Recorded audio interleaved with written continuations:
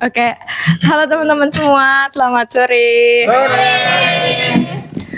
Bertemu kembali di hari Minggu sore ini di acara Bincang Buku bersama teman-teman yang keren-keren semua. Gimana kabarnya teman-teman? Baik, alhamdulillah. Iya harus baik ya, soalnya kalau nggak baik nggak mungkin duduk di sini gitu. Sebisa apa? Baik, untuk mempersingkat waktu kita mulai saja bincang bukunya. Memang apa yang akan kita lakukan karena dia Iya makanya. setiap orang akan Setiap orang akan menjelaskan atau menceritakan buku yang tengah dibaca, membagi keseruan apa sih buku yang mereka baca, apa pesan yang tersimpan dalam buku tersebut. Oke, siapakah yang mau memulai? langsung timbul aja. Lagi kakaknya lagi Tangannya diangkat. Tangannya diangkat. Oke. Lihat aku maaf. Silakan perkenalkan diri Kak. Iya. Oh ya. Ya. Assalamualaikum warahmatullahi wabarakatuh. Selamat sore teman-teman. Perkenalan, nama saya Muhammad Darel dan ini kedua kali saya ikut pada kegiatan bincang buku di hari Minggu. Sebelum saya belum berterima kasih karena sudah diberikan kesempatan untuk bergabung di komunitas yang keren ini. Oke, jadi di sini saya akan memberikan pesan dan kesan saya dari buku yang sudah saya tamatkan 2 hari kemarin, yang judulnya Pulang. Kasih buku bukunya. Lalu Pulang yang ditulis oleh Lela Esjidori. Nah, di sini karena agak lumayan banyak yang pengen saya sampaikan, jadi saya udah menulisnya di HP saya untuk sebagai notes. Jadi menurut saya buku Pulang yang ditulis oleh Lela Esjidori ini berkisah tentang eksil politik yang nggak bisa balik lagi ke negara asalnya Indonesia karena kewarganegaraan mereka yang dicabut oleh pemerintah gitu. Apa alasannya kewarganegaraan mereka dicabut? Sebenarnya sederhana. Nah, ini buat teman-teman. Sederhana, di buku ini dijelasin kenapa mereka tidak bisa balik ke negara mereka itu supaya mereka kok saya bingung tiba-tiba. Santai. Ya, bentar. Iya, udah. Makasih. Oke, kan gara-gara membaca nih. Nah, dari yang saya tangkap, jadi kenapa mereka tidak bisa balik ke negara mereka Indonesia adalah supaya orang-orang tersebut dia yang kontra terhadap jalannya politik saat itu apa sih? Oke, bentar. Nah, jadi sederhananya untuk menutup mulut orang-orang yang kontra terhadap jalannya politik saat itu, menutup mulut para orang yang berusaha untuk mengungkapkan kebenaran tapi nggak boleh gitu karena pemerintah saat itu. Jadi intinya ada beberapa orang yang tidak setuju lah gitu dengan adanya para reporter ini. Makanya mereka kewarganegaraan yang dicabut supaya kebenaran-kebenaran yang seharusnya ditahu oleh masyarakat itu tidak ditahu gitu. Ada beberapa orang yang berkepentingan menjaga hal yang harus dijaga seperti itu.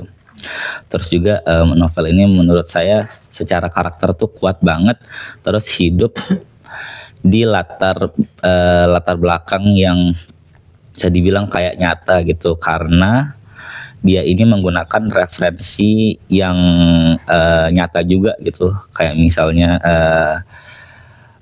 Pram, terus Cheryl Anwar, terus ada T.S. Eliot juga. Jadi menurut saya bukunya ini memang diangkat dari kisah nyata, tapi yang fiksi di sini menurut cuman para karakter tokoh utama yang digunakan sebagai alur untuk menjalankan cerita Pulang ini. Nah, terus juga sebenarnya yang sedikit membuat saya sedih adalah karena buku ini menceritakan bagaimana kejamnya orang-orang Indonesia pada saat itu, yang dia sampai tidak memberikan kesempatan untuk warga asli Indonesia balik ke negaranya sendiri gitu. Nah terus saya baru tahu kalau kejadian ini ada karena buku dari Pulang ini gitu. Nah menurut saya sangat penting untuk kita semua tuh sadar gitu dan mengenal sejarah supaya tidak terjadi hal-hal yang mengerikan seperti ini lagi. Nah mungkin itu aja pesan dan kesan saya tentang buku ini. Terima kasih. Assalamualaikum warahmatullahi wabarakatuh. Waalaikumsalam warahmatullahi wabarakatuh. Setelah ini mau baca bukunya Leila lagi? Iya pasti. Yang mana? Yang mana? Yang mana? Yang mana? Oh sekarang lagi baca buku alam sih. Keren. Anak bosan. Oke, pesan dan moralnya sangat keren sekali. Selanjutnya, Mantap. selanjutnya Kak, sini. Oh iya. Oh iya. Siapa? Kasih dia. Bisa kenalan dulu. Halo, selamat sore teman-teman. Ya, karena nama saya Ariel. Ariel. Oke, hari ini saya masih berkutat dengan buku yang sama. Sebenarnya dari 2 episode sebelumnya kayaknya saya membaca Metode Jakarta kemarin karena saya rasa bukunya agak padat dan informasinya sangat banyak sekali. Kemarin sempat saya hentikan pembacaannya dan mengganti pakai buku fiksi dulu gitu, beberapa buku baru lanjut lagi ke Metode Jakarta. Ini saya lanjut lagi ke Metode Jakarta. Nah, Metode Jakarta ini apa sih sebenarnya? Judul lengkapnya sih sebenarnya Metode Jakarta, Amerika Serikat, Pembantaian 1965 dan Dunia Global Kita Sekarang. Metode Jakarta sendiri itu ditulis sama seorang jurnalis dari Amerika Serikat. Dia menceritakan tentang apa yang terjadi di dunia waktu pas perang dunia perang dingin. Pas perang dingin, waktu itu Amerika Serikat kan punya nafsu untuk membantai semua orang-orang komunis di luar Amerika, di dalam Amerika juga gitu. Tapi dia secara aktif menjadi polisi internasional gitu, untuk melakukan apa saja dan mengalahkan Uni Soviet gitu di dunia internasional. Salah satunya itu tadi pembantaian orang-orang komunis di dunia. Nah, yang disebut sebagai Metode Jakarta itu sendiri adalah kudeta yang dilakukan oleh Angkatan Darat ke Indonesia, di mana Soekarno digantikan oleh Soeharto waktu itu kan. Nah, kalau di Indonesia sendiri kenapa disebut? Nah, model dari kudeta itu akhirnya diaplikasikan ke negara-negara lain selain Indonesia dan disebut sebagai Metode Jakarta gitu. Apalagi ya? Iya, paling karena 17-an karena 17-an pas 1965 itu kan yang dijadikan korban adalah di Indonesia adalah Partai Komunis Indonesia kan, dan jumlah korbannya sekitar 1 juta jiwa waktu itu, sekitar 1 juta jiwa, dan dia tuh sebenarnya adalah partai komunis terbesar di luar Uni Soviet dan Cina. Makanya jadi sebuah langkah yang sangat penting untuk Amerika Serikat, terutama setelah 1965, 1966-nya Soeharto naik jadi presiden. Terus 1967-nya itu Amerika Serikat dapat sebuah tambang di Indonesia. Ada yang bisa tebak nggak? Freeport, itu 1967. Nah, iya paling, kenapa saya bilang Partai Komunis Indonesia itu penting? Karena sebenarnya dia tuh partai pertama yang menggunakan nama Indonesia. Sebelumnya pakai Hindia Belanda segala macam gitu, organisasi-organisasi kan. Kayak Serikat Islam, semuanya pakai identitas-identitas itu gitu. Yang pertama kali menggunakan identitas Indonesia itu adalah PKI waktu itu. Bahkan kayaknya kalau nggak salah 4 tahun sebelum Sumpah Pemuda, di mana kan Sumpah Pemuda kan akhirnya membentuk identitas kita sebagai orang Indonesia waktu itu. Itu saja, terima kasih. Oke, terima kasih Kak Ariel. Ariel. Terima kasih atas penyampaiannya. Selanjutnya Kak siapa? Maaf aku lupa namanya. Kak ini. Bantu aku jangan pulang ke rumahnya. Tunjuk lagi kalau untuk mana. Ini apa? Yang mana nih? Sini. Bentar, belum ditebak namanya. Apa? Ayo.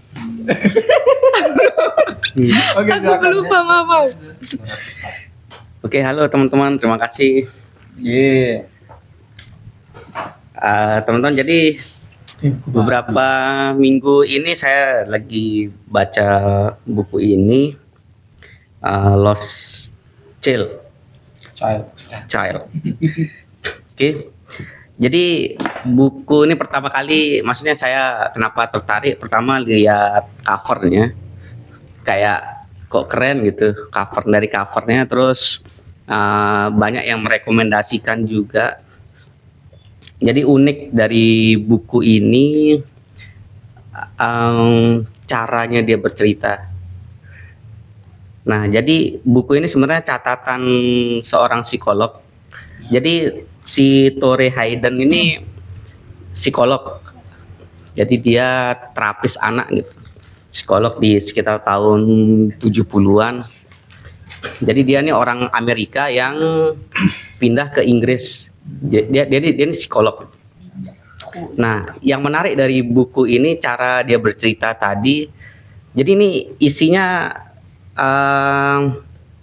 hari-hari konselingnya dia sama anak-anak terapis, pasien-pasiennya dia. Jadi cara dia bercerita itu kayak kita baca novel gitu. Jadi enak. Jadi dia ndak berat seperti buku-buku psikologi yang lain, kayak bahasanya akademik yang kayak gitu. Jadi ini bahasanya ringan. Gitu.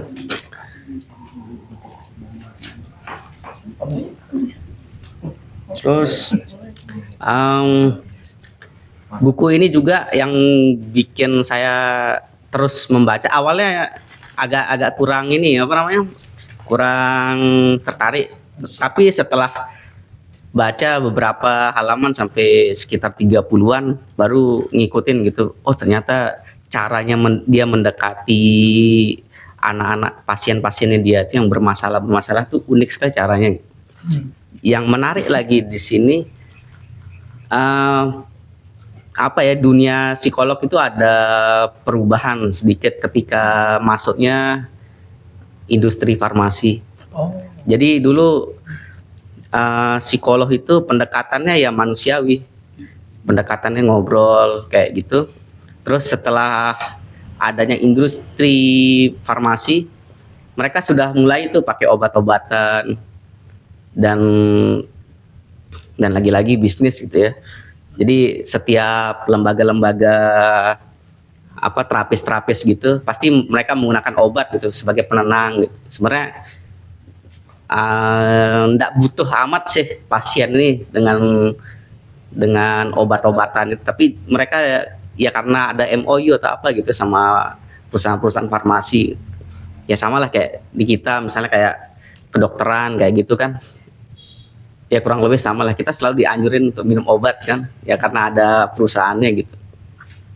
Itu terus yang menarik dari cerita ini cara dia menangani anak. Ada salah satu anak yang diceritakan di sini namanya Jesse. Nah, jadi Jesse ini dia tidak bisa membedakan mana realita, mana kebohongan. Nah, jadi caranya si Tore ini mendekati anak itu unik. Dia ndak melalui tes-tes yang ribet gitu, tapi dia pendekatannya ngobrol, gambar, seperti itu caranya. Sampai akhirnya nanti dia caranya dia menyelami kehidupannya anak ini gitu. Dan memang caranya dia itu lama sekali dan pelan. Jadi ini per bab ini berisi minggu-minggunya dia gitu. Jadi dia ada sesi di setiap minggu satu kali gitu. Nah, jadi ini bab ini sesinya dia per minggu tuh, perkembangannya dia semua ada di sini. Jadi itu tempat menariknya gitu. Jadi selalu ada keterkaitan dari yang kemarin disambung gitu. Jadi dia kayak ngumpulin puzzle gitu.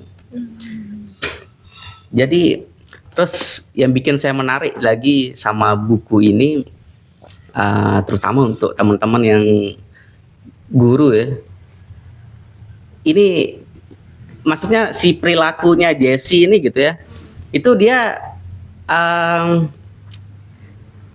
apa ya, dia pintar kali memanipulasi gitu. Nah, membedakan antara dia ini sedang bohong atau tidak. Nah, di situ terus dia usia anak ini sekitar 11 tahun. Nah, itu kan sulit membedakan itu. Nah, jadi di Inggris itu si anak ini karena ada masalah di rumahnya, dia dibawa ke apa kayak panti asuhan gitu, kayak tempat penampungan itu. Nah, jadi dia diterapis di sana di tempat itu.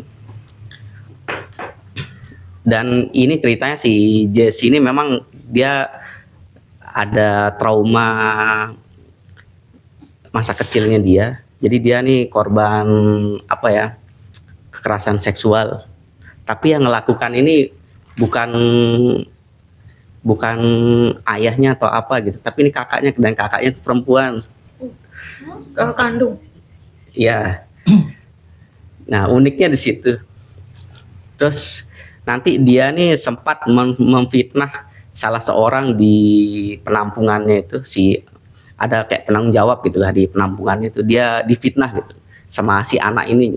Dan polisi pun percaya kalau si apa namanya, yang mengelola penampungan itu melecehi dia gitu.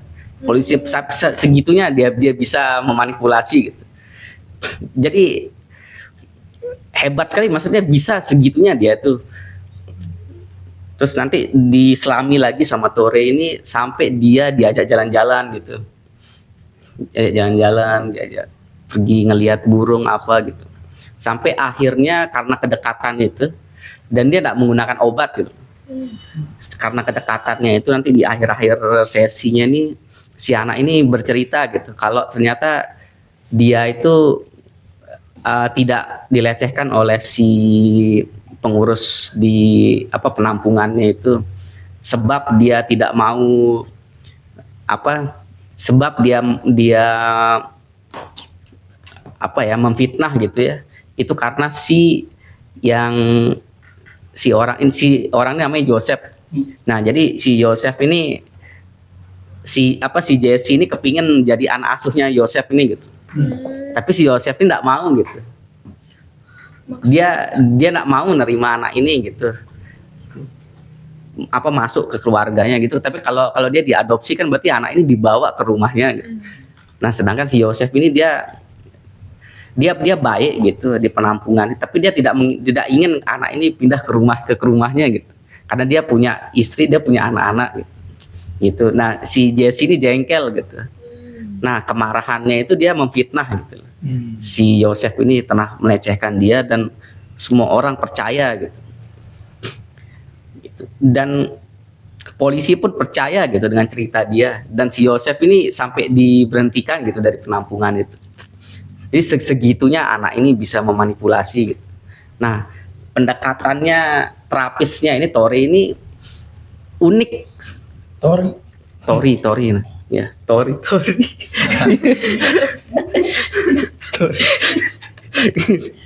Kamu punya teman namanya Tori. Ya, Teman baca. Itu jadi unik dia cara pendekatannya gitu, sampai anak ini sedekat-dekatnya sama terapisnya, dan dia bercerita gitu siapa sebenarnya yang melecehkan dia pertama, ternyata kakaknya, ternyata ini gitu. Jadi menarik sekali buat teman-teman yang guru, saya sangat merekomendasikan lah buat guru nih. Soalnya semua sifat anak itu ada di Jesse ini, dan bagaimana cara menanganinya gitu. Ya, cocok sih gitu. Mungkin itu aja sih teman-teman dari buku ini. Wow. Oke, terima kasih. Terima kasih kembali, ceritanya sangat berkesan dari tokoh si Jesse. Pintar memanipulasi, nanti kita belajar cara memanipulasi. Waduh. Oke, selanjutnya mic-nya udah di sini, berarti jadinya Itu sebelahnya. Iya, sebelahnya. enggak. Enggak. Sebutkan alasannya kalau gitu. Ayo, Cerita dulu. ayo perkenalan dulu. Oke. Dari mana? Tuh. Ya, nggak boleh ada orang asing. Kita semua teman baca. Assalamualaikum warahmatullahi wabarakatuh. Ya, karena ini memang pertama kali kan. Oh iya. Perkenalkan, nama saya Hasya Al-Farisi. Mungkin Panggil. sebelumnya pernah ada yang, oh ya, panggilannya Hasya. Apa? Hasya. Hasya. Mungkin Lupa nanti. sebelumnya udah ada yang pernah ketemu sama kakak saya, yang iya Sultan. Oh, iya. Iya. Yang mana? Ya tahu dah. Oke, saya di sini karena diajak sama Farhan dan Darel gitu. Kurang ajar. Bagus. Karena juga ya tertarik sama membaca buku. Mungkin baru-baru setelah lulus SMA baru tertarik karena diajak Farhan ke perpus gitu. Karena dunia perkuliahan kan juga kita butuh membaca untuk ya itu Kuliahnya jurusan ekonomi Oh, di Ingram. di UIN. Wih. Ya, oke. Ekonomi syariah. Ya, enggak. Oke. Mau cerita tentang buku yang kau baca. Iya. Itu yang belum. dibaca, yang terakhir dibaca. eh, Jangan grogi. Tapi ada kan ya? Ada ya? ada, cuman karena baru sedikit buku kan. Ah. Terus apa namanya? Ngelola kosakatanya untuk bercerita mungkin masih kurang, jadi kurang pede aja. Oh. Tapi udah baca buku apa aja Masya? Yang kayak non fiksi kah, novel kah? Oh iya, bukunya Agatha Christie, terus Ada apa di situ? Ada. Bagusnya. iya emang karena dari kecil kan suka apa namanya dunia detektif gitu, Ya ya. suka misteri gitu, jadi baru Iya. dikasih tahu juga sama Farhan, oh ini Agatha Christie tentang misteri, jadi Iya. Di sini memang kurang tapi rata-rata suka sih. Agatha Christie. Emang. Dan kemarin juga di sini sempat minjem buku 13 kasus. 13 kasus. Iya. Punyanya Agatha. Iya, Agatha. Oh, oke iya. Terus Apa kasusnya? Kasusnya, Ceritakan 1-13. oh iya, 13 kasus itu nggak terlalu menarik ya menurut saya, karena dia cuman ngebahas 13 kasus yang dialami oleh berapa orang? 6 orang. Jadi di hari Selasa malam ada 6 orang berkumpul di rumah Bibi siapa namanya ya? Ya itulah. Bibinya, terus ponakannya ada 2, terus sama 3, ada 1 pendeta, Oh. satu lagi orang yang kerjanya berkaitan sama hukum gitu. Terus satu lagi ada juga yang seniman. Nah itu. Jadi 6 orang itu di setiap malam Selasa kumpul di rumah Bibi itu, saling bertukar cerita yang mereka alami. Apa ceritanya? Cerita di mana kasus-kasus itu kasus yang membutuhkan waktu yang lama untuk dipecahkan, bahkan sampai ada yang bertahun-tahun gitu. Kasus-kasus pembunuhan, pencurian, kayak gitulah. Iya. Endingnya menarik nggak? Benar. Nah itu Langsung ending. karena Gak apa-apa. karena emang membacanya setengah sudah apa namanya, udah nggak tertarik lagi, karena dia biasanya Di kan awal tadi bilang nggak. iya nggak tertarik, lebih suka apa namanya cerita yang berkesinambungan dari awal sampai akhir. Dia beda karena dia beda-beda. Iya 13 kasus beda-beda, tadi. iya 13 kasus, benar-benar ijazah palsu 13 ada? kasus. Apa? Ijazah palsu. nggak ada. Udah, baru gitu masa. Tapi Agatha Christie yang mana kau paling suka ceritanya itu? Kan ada banyak Agatha Christie. Karena baru sedikit yang saya baca, yang paling saya suka itu perjanjian dengan kematian. Ah, oke. Yang itu. Ya. Ujian ya. Oh iya, perjanjian dengan maut. Kenapa? Alasannya kenapa? Kenapa suka? Ya, kenapa Ada mautnya. Kenapa 13 kasus justru nggak menarik buatmu, tapi justru yang Karena di sana kan dia agak panjang ya kronologinya dijelasin dari terus dia ada ngebahas tentang psikologi juga. Saya lumayan tertarik sama dunia psikologi. Oh, nih sama. Ya. Terus apa namanya, pencarian siapa yang membunuh di karakter di buku itu lumayan sulit juga mecahinnya. Itu yang bikin apa namanya, ya itu yang bikin menarik. jadi ketahan terus untuk baca. Iya, Penasaran. karena tertarik, apa namanya, iya penasaran terus gitu. Iya, iya. Mungkin itu aja. Jadi ngeliat Iya. Sederhana kan? Iya, jadi pinjam buku gini aja, saling ngobrol. Gitu. Nggak mesti kayak gimana banget, Iya. canggih-canggih gimana. Kita berbagi aja gitu. Jadi jadinya. Ya. Oke. Oh iya.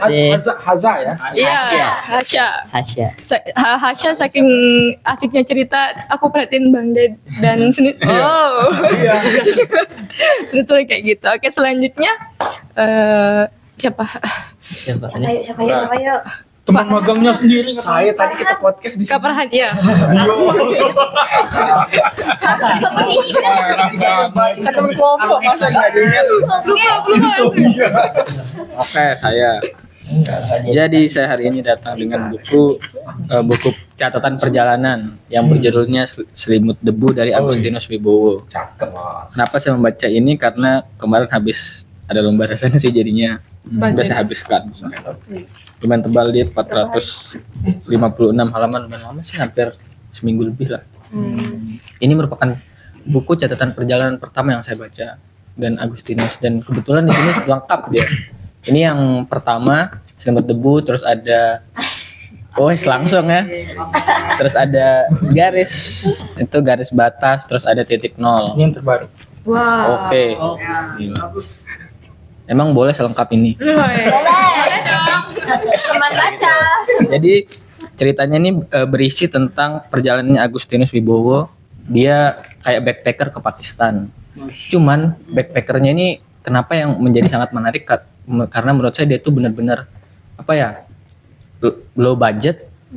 Terus dia menceritakan gimana bisa masuk ke Pakistan dari dia di perbatasan dari perbatasan, bukan Pakistan, Afghanistan dari perbatasan Pakistan. Dan ternyata di buku ini Afghanistan tuh diceritakannya apa ya, sangat menyedihkan. Karena kayak dari berita-berita di sosmed dan lain-lain tidak pernah diangkat seperti ini menurut saya. Kayak malah saya lihatnya tuh 11-12 sama Palestina, Afghanistan. Kenapa? Karena negaranya tuh bener-bener perang panjang terus-terusan dari awal pas dia masih ada kerajaannya Genghis Khan, terus sampai masuk Uni Soviet, terus Taliban lagi, bener-bener parah. Sampai di sini tuh dia dijelasin banyak banget orang yang kayak kakinya tuh hilang, pokoknya dia buntung lah, dan itu banyak banget. Dan kenapa dia menarik ini menurut saya, karena Agustinus ini dia menceritakannya kayak ngebuat para pembacanya ini benar-benar merasakan gimana backpacker ke Afghanistan. Kayak dari awalnya dia naik truk. Pokoknya di sini tuh kalau kalian baca bakal sering banget dibawa kayak naik turun truk, terus tidur di kayak di toko-toko teh gitu. Dan di Afghanistan ini mereka tuh sering banget minum teh. Mungkin kayak budaya kita yang sering banget kemana-mana minum kopi. Kalau dia teh, terus makan roti juga. Dan ternyata saking mengerikannya itu, dan Afghanistan ini kan dia orang ini ya agama Islam ya, dan lumayan sangat strict menurut saya, bener-bener fanatik gitu, sampai kalau perempuannya dia tuh harus pakai burka ini kayak cadar gitu. Terus tapi burkanya itu kan kalau cadar kan nanti masih dibuka. Ini tuh ditutup cuman ada kayak lubang-lubang kecil. Oke. Ya, di sini ada di foto sama si Agustinus. Itu yang menariknya kayak gini dia warna biru. Ada terus ada bolong-bolong kayak gini. Dan perempuan di sana dia tidak boleh keluar rumah kecuali dia harus ditemenin sama keluarganya yang cowok. Pokoknya nggak boleh banget ya. Jadi perempuan di sana itu tidak ada yang bekerja. Dia cuma mengandalkan suaminya. Cuman kalau suaminya misalnya dia kan ikut perang, terus ada yang meninggal atau dibuntung kakinya. Jadinya siapa yang harus bekerja? Anaknya kadang. Jadinya Afghanistan ini salah satu negara yang benar-benar paling banyak pekerjanya di bawah umur. Kayak umur 9 tahun dia udah kerja di kedai teh, umur 10 tahun jadi tulang punggung. Sedih banget di sini tuh. Terus dia tuh menceritakan dari apa ya? Dari satu kota ke kota lain, kesulitan-kesulitannya, kayak dia harus menunggu transportasi. Kayak misalnya perjalanan 140 km tuh dia tempuh selama 4 hari gitu. Kayak truknya tuh jalannya lambat, makanya dia harus numpang. Misalnya dia duduk di bak truk gitu. Terus malah kecepatan itu kayak 4 km per jam gitu. Selambat itu. Kan di sana gurun banget ya. Dan saya lihat kalau saya bandingin sama Indonesia jauh banget ternyata. Di sana tuh aspalnya kadang nggak ada, jadi cuman jalan berpasir. Terus semua orang harus pakai sorban gitu karena di sini tuh dia bener-bener dekat banget sama kak, namanya itu debu artinya. Pokoknya dimanapun itu dia hirupnya semua debu dan lain-lain. Dan karena Taliban saat itu sangat berkuasa, jadi orang-orang asing kayak Agustinus ini harus hati-hati banget ya. Kan dia ras Mongoloid ya, kayak orang Asia banget. Sedangkan di sana kan kalau nggak berjenggot itu berarti sama dengan kafir malah dibilang di sini. Karena kalau jenggot kan sunnah dan sunnah Rasul itu sama dengan dia Islam. Terus gimana dia? Nggak ada jenggotnya kan? Iya, jadinya dia kayak kadang disalahpahami gitu. Jadi kalau dia tidak berjenggot sama dengan kafir kan dia tidak Islam. Terus ternyata di Afghanistan ini karena perempuannya kan sulit banget didapat nih. Dan kalaupun dia mau menikah sama perempuan itu sulit banget karena maharnya sangat tinggi. Jadinya mereka memilih sodomi. Itu ide jadinya. Dan banyak banget. Ada istilahnya cuman saya lupa. Pokoknya dia dapetin anak-anak cowok yang kayak kecewek-cewekan gitu dan tidak ada janggut.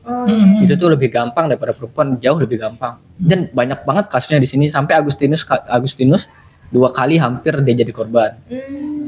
Karena dia kan nggak ada jenggotnya. Ya, terus dia pokoknya dilecehin, terus dia ditawar tau. Kamu mau nggak 50 Afghani dan lain-lain. Langsung dia kabur tuh selimut. Terus yang kedua kali pas itu dia ke satu kota gitu. Terus ketemulah sama orang. Terus orang ini kayak dia lumayan terpandang di sana, dia lumayan kaya. Terus dijamu lah Agustinus ke rumah saya gitu. Terus pas malam-malam dia lagi tidur di sofa, tiba-tiba dia naik di atasnya. Si orang ini kayak dia ngomong, ayo deh sekali-sekali gitu. Gak mau, saya gak mau gitu. Dia bilang, saya gak mau. Terus kabur, dia bener-bener jam 3 malam keluar dari rumah itu kayak kedinginan dan lain-lain. Nah terus di sini juga ada namanya kotanya kota apa? Kandahar. Kandahar ini udah beberapa kali saya ceritain sama teman-teman juga. Dia itu ada kayak ada kayak quote gitu, kayak lelucon lah misalnya. Dia tuh nawar gitu, berapa harga kepala kambing ini? $50. Terlalu mahal, $20 dah. Kamu gila ya? Ini kepala kambing bukan kepala manusia. Leluconnya sangat tragis gitu. Jadi kepala manusia itu lebih murah di sana daripada kepala kambing. Karena di Kandahar ini kan dia basisnya Taliban. Setiap hari itu selalu ada ledakan. Terus ada tembakan kayak orang-orang nembak lari gitu. Pokoknya selalu ada yang meninggal tuh hari-hari itu. Sampai dijelasin sama Agustinus di sini. Kalau ada kematian itu sama kayak berita kehilangan ayam di Indonesia. Jadi kalau misalnya ada berita kematian kayak mereka, oh siapa yang meninggal? Ini, oh ya udah. Kayak biasa banget dia. Karena sering banget ada kejadian bom dan lain-lain. Dan yang menurut saya sangat menarik di sini karena benar-benar kita tuh kalau misalnya dibandingin sama backpacker yang vlogger gitu, mungkin kan dia cuma ngejelasin rekomendasi tempat dan spot dan lain-lain. Cuman Agustinus ini dia bener-bener kayak berbaur sama orang-orang di sana. yang dimana ternyata Afghanistan yang kita kira cuman bom terus Taliban dan lain-lain, ternyata ada peradaban sejarah yang sangat panjang.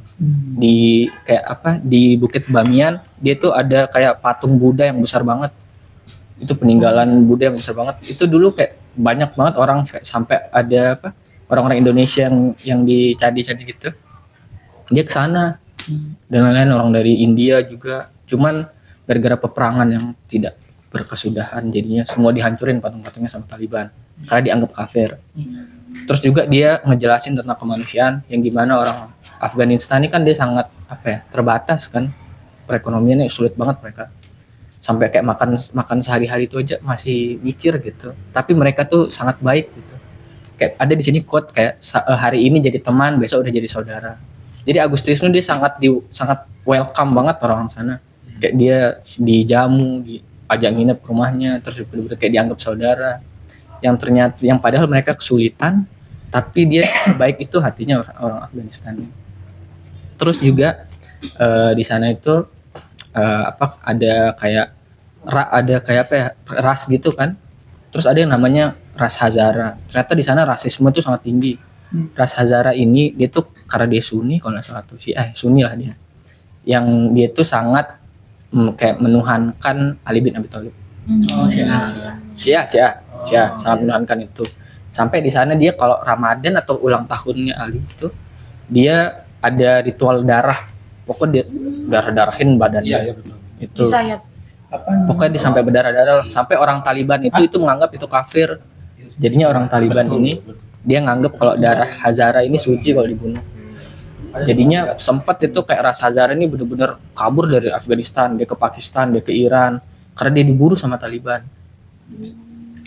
Terus juga dijelasin di sini gimana rasismenya orang Iran sama Pakistan.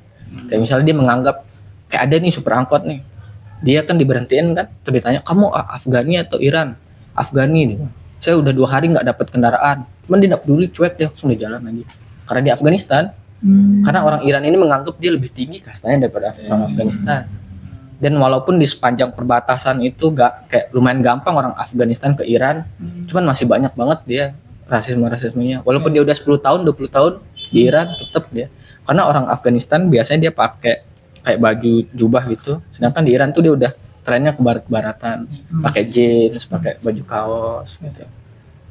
Terus di sini juga menarik banget karena Agustinus, karena dia fotografer dan lain-lain, banyak banget dia foto-foto, dan fotonya itu menarik banget di sini.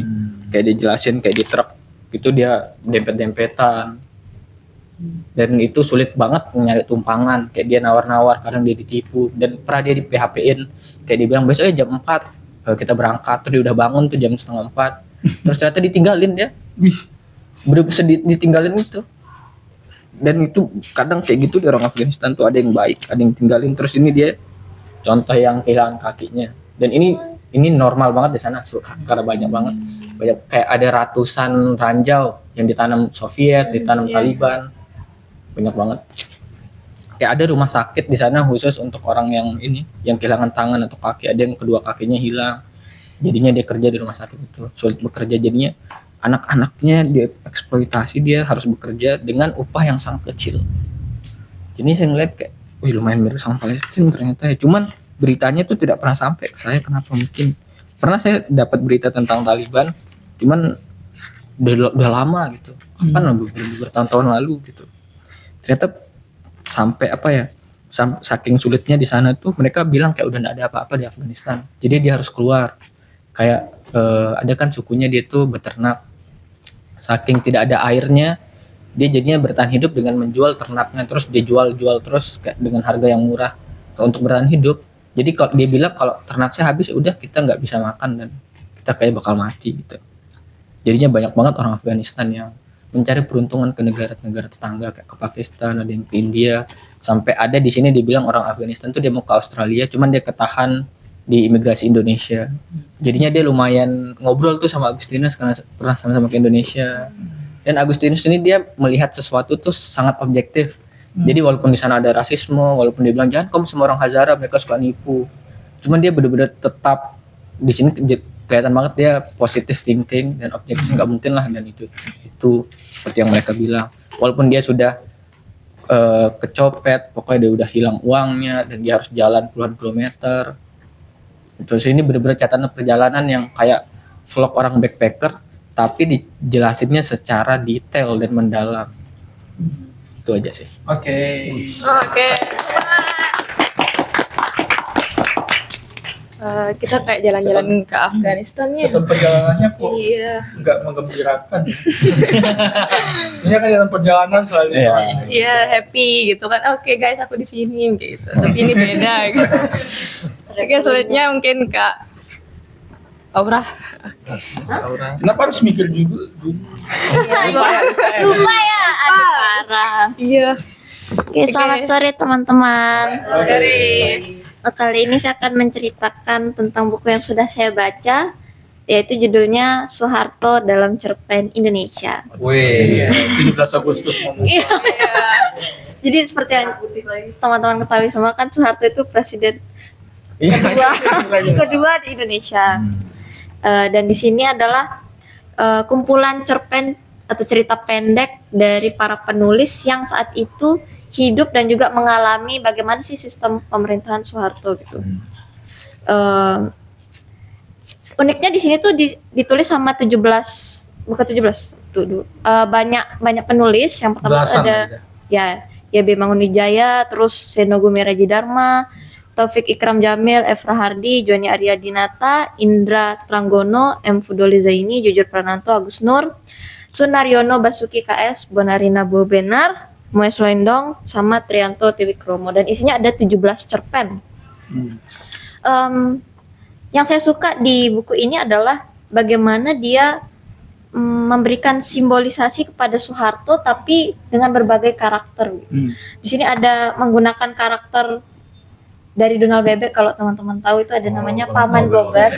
Nah, Paman Gober itu ditulis oleh Seno Gumilar Dharma dan merupakan salah satu cerpen favorit saya di sini. Kalau kita baca atau menonton Donald Bebek kan, Paman Gober itu diceritakan sebagai tokoh yang pelit gitu, sangat tergila-gila dengan uang, bahkan bisa menangis semalaman kalau misalnya satu koinnya tuh hilang gitu kan. Ya Tuan Krep, tapi lebih parah menurut saya. Ya jadi di sini cukup unik diceritakan oleh Seno Gumilar Dharma di halaman 18. Bentar saya cari. Nah, dan pembukanya menurut saya sangat-sangat wow gitu. Bunyinya seperti ini. Kematian Paman Gober ditunggu-tunggu semua bebek, dia bilang gitu. Tidak ada lagi yang bisa dilakukan selain menunggu-nunggu saat itu. Jadi setiap kali penduduk kota Bebek membuka koran, yang mereka ingin ketahui hanya satu hal, apakah Paman Gober sudah mati. Di sini seperti sejalan dengan cerita aslinya gitu kan, karakternya sama, pelit. Tapi di sini tuh uniknya yang menghubungkan dengan Soeharto adalah begini. Meskipun kaya raya, ada narasi yang menurut saya sangat familiar dengan Soeharto.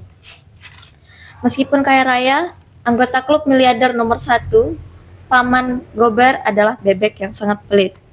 Dia memiliki pabrik sandal, pabrik rokok, pabrik kapal, pabrik arloji, maupun pabrik tahu tempe. Boleh dibilang hampir tidak ada pabrik yang tidak dimiliki Paman Gober. Ibarat kata uang dicetakannya itu untuk mengalir ke gudang uangnya. Lalu ada juga yang bilang ada dialog Paman Gober yang mengatakan bahwa mestinya bebek seumur saya ini biasanya sudah tahu diri, siap masuk ke liang kubur. Makanya ketika saya diminta menjadi ketua perkumpulan unggas kaya, saya merasakan kegetiran dalam hati saya. Sampai berapa lama saya bisa bertahan? Apa tidak ada bebek lain yang mampu menjadi ketua? Ini merujuk, kalau di kata pengantarnya itu merujuk pada saat Soeharto diminta untuk menjadi presiden lagi gitu oleh MPR. Dan uniknya nih, Soeharto tidak menolak karena dia senang dong kan harusnya. Terus ada juga penulis yang menceritakan Soeharto dalam ceritanya tuh dengan gaya yang lebih apa istilahnya ya, frontal gitu.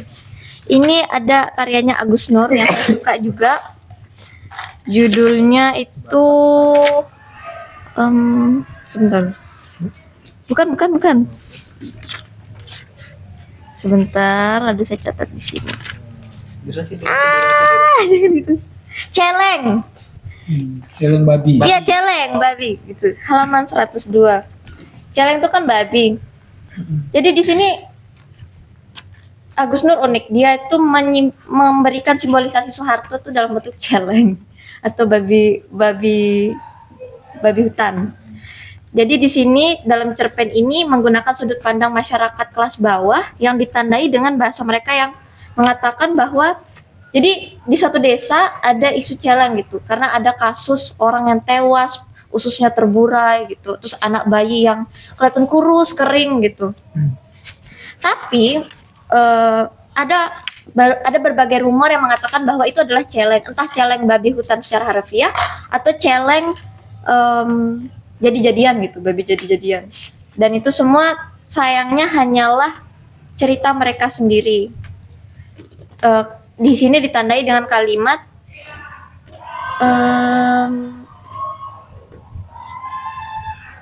memang kami takut dengan ketakutan yang kami buat sendiri, gitu katanya kalau di sini. Karena ada berbagai cerita seperti itu, akhirnya kan warga memutuskan untuk mencari mana sih celengnya gitu. Ayo kita berburu karena ada kasus-kasus seperti itu. Ada satu warga yang bilang, ada saya lihat celeng, dia bilang kayak gitu di sebelah sana. Dan mereka pun mengikuti jejak yang ditunjuki oleh orang itu. Selama perjalanan mereka mencari celeng, mereka ketemu dengan aparat, diceritakan di cerpen ini. Kalian ngapain, dia bilang gitu. Jadi aparat ini sedang mengawal sesuatu. Saat orang-orang itu mau lewat, mereka melihat ada banyak orang lain yang bikin keributan di situ kayak protes. Terus mereka tanyakan, ini ada apa ya Pak? Dia bilang kayak gitu, masyarakat situ. Terus aparat bilang, oh cuma demonstrasi katanya. Kalian cari apa di sini? Kami cari celeng di sini katanya. Karena desa kami terganggu sama kehadiran celeng itu. Tapi si aparat ini bukannya memberikan respon yang baik, mereka tuh malah menggebuki warga-warga itu gitu loh. Kalian gak usah ikut campur, pasti kalian mau membantu demonstrasi ini kan, dia bilang. Jadi berkuranglah warga yang mencari celeng itu karena digebukin. Yang lainnya udah luka-luka parah. Terus mereka nyari lagi, ketemu lagi sama aparat, tapi kali ini kayak mengawal mobil apa gitu katanya, lupa saya. Dan itu mereka digebukin lagi, berkurang lagi sampai akhirnya yang uniknya di cerpen ini di akhir dia bilang mereka ketemu dengan kota kan. Kota apa ini? Jakarta, mereka bilang. Gantian kami manggut-manggut Jakarta. Sepertinya kami pernah mendengarnya, tapi biarlah. Kami hendak menangkap celeng yang telah membuat kami tanpa harapan macam ini. Kami terus mengendus, kami terus memburu celeng itu. Baunya sudah begitu dekat, teramat dekat. Dari jalan itu, kata seseorang dari kami, menunjuk dari mana bau celeng itu berasal. Kami mengendus maju dan kami baca tanda nama jalan itu. Jalan apa? Jalan Cendana, katanya gitu. Jalan Cendana tuh perumahannya Soeharto gitu. Jadi tandai dengan itu. Kalau menurut saya sebagai pembaca, saya rasa ini tuh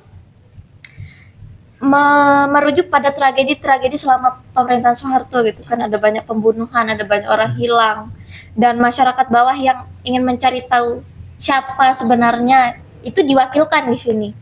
Itu sangat unik menurut saya caranya menggambarkan dengan celeng. Itu ada Paman Gober terus celeng. Ada juga penulis yang menggambarkan Soeharto sebagai Raja Demit. Raja apa namanya? Hantu gitu. Tokohnya namanya Kaki Druhun. Kaki Druhun tuh terkenal kuat. Saya lupa penulisnya siapa. Tapi terkenal kuat dan dia itu mau buka apa namanya kayak pertanian di hutan angker, ceritanya begitu. Di hutan angker tuh banyak demitnya. Banyak warga yang bilang mereka banyak yang hilang di situ karena mereka mencari makanan di hutan itu. Nah, Kaki Druhun ini dengan karena dia terkenal sakti, dia bisa membuka jalan untuk warga di situ. Dia terkenal sebagai semacam bapak pembangunan begitu katanya di situ.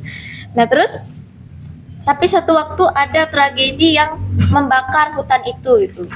Hutan itu terbakar tiba-tiba, dan saat si Kaki Druhun ini mau menghentikan kebakaran itu, dia kepleset.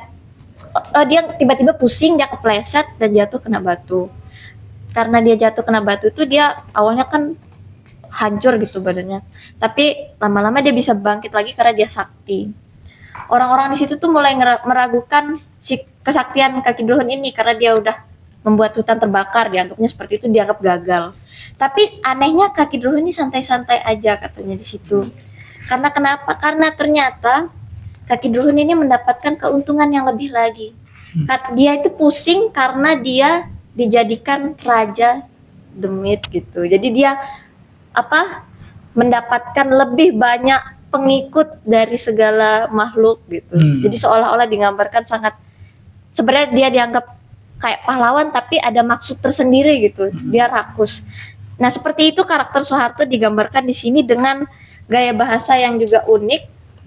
Dan bahkan si Agus Nur, penulis yang saya sangat senangi di sini, itu bahkan menggambarkan narasi yang seolah-olah punya kemarahan tersendiri ke Soeharto. Kayak dia bilang, jadi ada juga ceritanya yang bilang Soeharto tuh ditembakin gitu. Ada juga Soeharto itu dibunuh tiba-tiba. Jadi semacam ada kemarahan tersembunyi di sini dan itu sangat unik menurut saya. Bahkan cerpen-cerpen yang ada di sini juga mengangkat isu-isu pada saat sistem pemerintahan Soeharto yang kita tidak ketahui banyak gitu. Menurut saya sangat bagus sih cerpen ini semuanya. Ya, recommended banget, apalagi yang memuji Soeharto nggak ada ya? Nggak ada sama sekali. Semuanya kayak marah banget di sini. Oh, ada satu kutipan yang saya senang di halaman 26 dari cerpen Diam karya Moes Loindong. Jadi sebenarnya tidak ada tokoh tertentu di sini sebenarnya. Jadi kayak narasinya tuh semacam tentang orang-orang diam gitu. Gini awalnya, perjalanan diam semakin meresahkan. Bagai orang hutan kehilangan rimbunan pepohonan, lama-kelamaan meneror seluruh sendi dan aspek kehidupan. Diam-diam orang diam bertanya dalam diam katanya. Apakah diam harus menunggu kali 5 tahun lagi baru diam berhasil mendapatkan perubahan? Nah, itu sangat ngena di saya.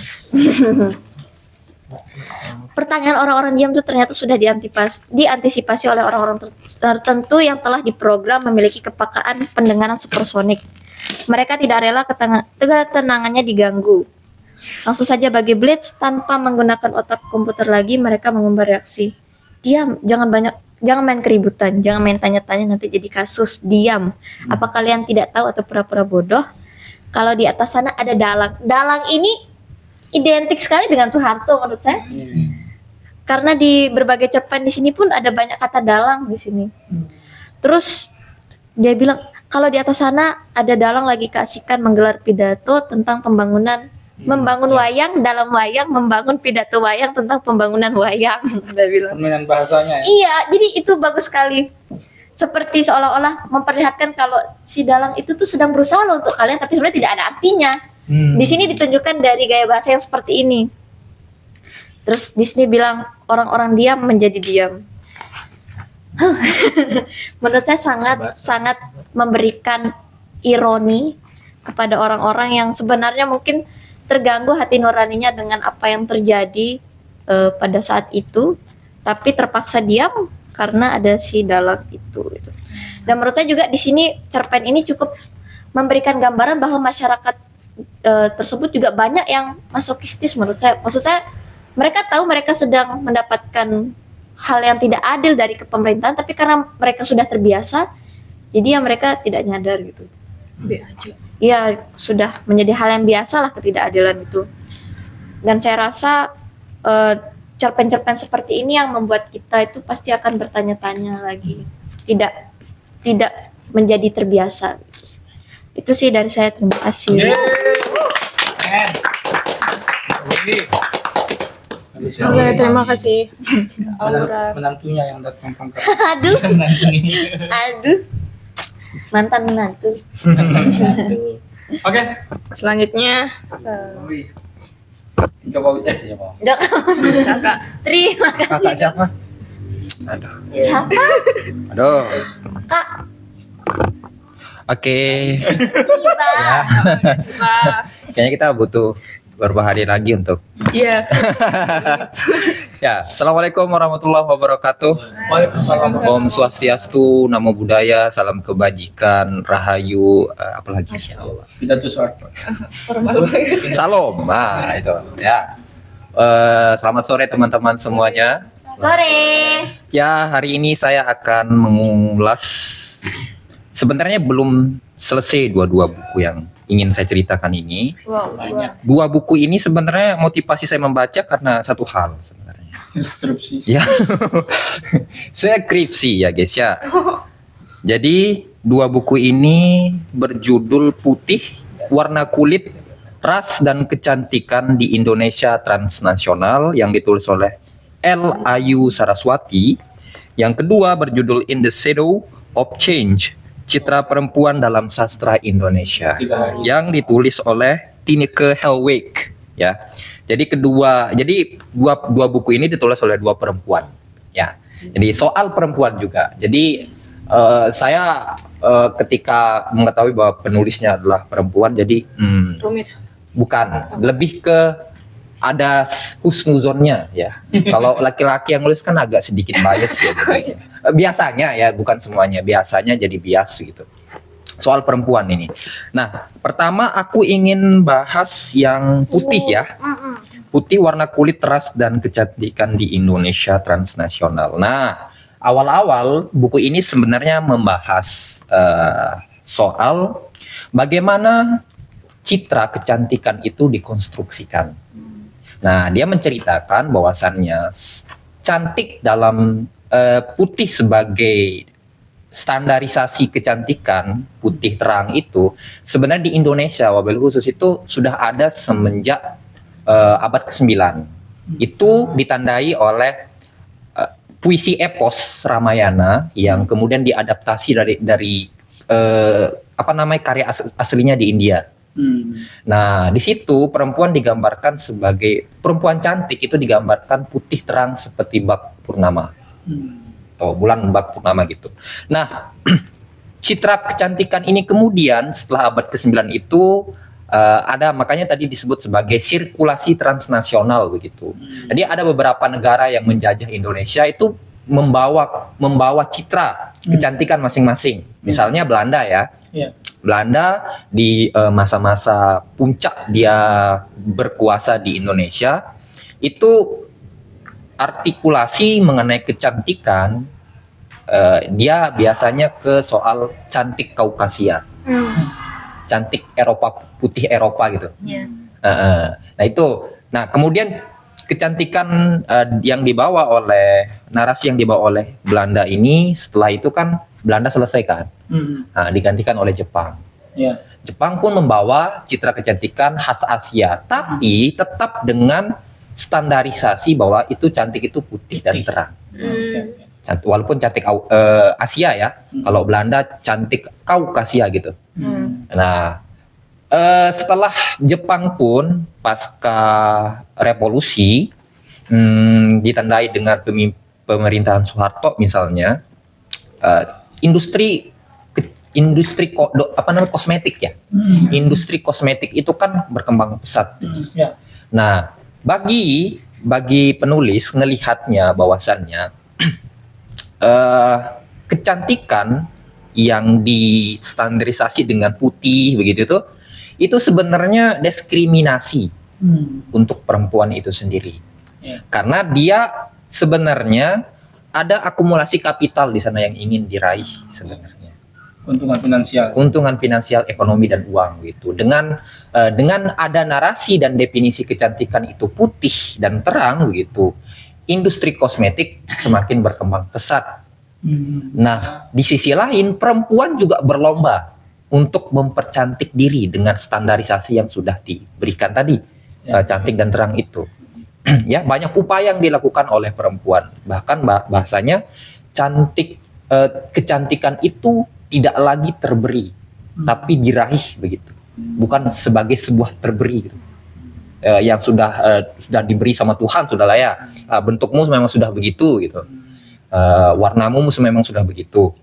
Nah, tapi sebagai tujuan.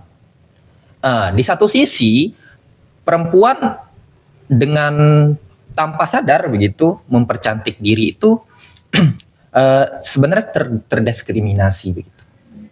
Tapi di satu sisi ada tujuan bahwasannya kalau saya cantik saya dapat pekerjaan yang bagus, karena pekerjaan Indonesia aja sudah diskriminatif ya. Harus menarik ini apa dulu